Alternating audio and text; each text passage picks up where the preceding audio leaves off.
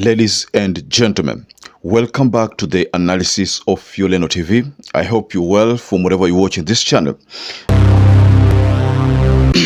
Well, let me give you a small recap of a video we did yesterday. The moment we noticed that Meg Whiteman had paid UHURU KENYATTA a courtesy call at his office in Nairobi. We never knew for once that EKURU court would also react to this visit, especially to the two visits, one from Neil Wigan, another from Meg Whiteman. So before we get further onto this analysis, I'd like to kindly request you to just go below the comment section and subscribe to this channel. I am kindly requesting you, anybody who feels the need to support this channel, just subscribe to this channel. Mind you, I am one of those people who don't request for financial support this channel, but the only request I have for you is please subscribe to this channel and give this video a like. So let's head over to the analysis of today. I just happened to stumble upon Dr. EKURU Quote's X account, and in that X account, EKURU Quote shared tweet from someone Twitter handle by the name Kenya West. So in that initial tweet, the one that he shared and captioned it was said, "This week both UK and US envoys to Kenya have visited UHURU. Wonder what's in the oven." That is what Kanye West said. And then Dr. EKURU Quote shared shared that tweet and captioned it and said, "When it's cooked, it will be served to the surprise of many. I won't be surprised. We are not in charge of our own internal affairs." So this tweet from Dr. EKURU Quote has some hidden meaning behind it. Remember, it talks about when it's cooked, it will be served to the surprise of many. I won't be surprised. We are not in charge of our own internal affairs. Okay. If you were very careful about yesterday's analysis, there is somewhere there I talked about UK and the US having interest in the politics of Kenya. A netizen has alleged something's amiss. Kenya and the East African forces are out of DRC. East Africa is more of UG and Rwanda. Tanzania seems to have replaced Kenya in the coalition of the willing, and Kenya I hear there and nowhere. We are shaky tooth, not reliable. The economy is tanking and investors fleeing. We are soon to be pariahs. So this statement, however confusing it appears to be, but it seems to indicate that the two leaders from the US and the UK respectively could have seen a problem that Kenya is being faced with in the matters of East African politics. And that talks about the sudden could be a change of alliance between the countries in East Africa, because from the statement that I just read to you, Tanzania seems to be replacing Kenya. That's what people think in the coalition of the willing, and Kenya seems to be losing investors by the day, investors to the Tanzania country. So EKURU anaona kama hapa kuna issue imetokea, na ili issue lote something is being cooked. So EKURU seems to be telling Kenyans and the Africans at large that there is something that the two leaders from the US and the UK respectively are cooking, or they are planning with the former president of the Republic of Kenya. What could this be?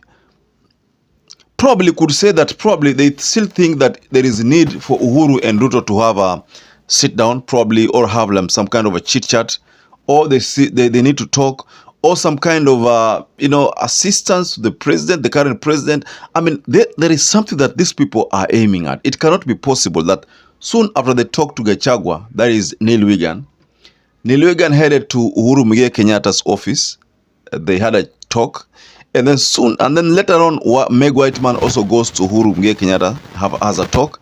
So all these are happening, but the bottom line here is that ni kama kuna kitu akijawafurahisha hawa wana US na UK.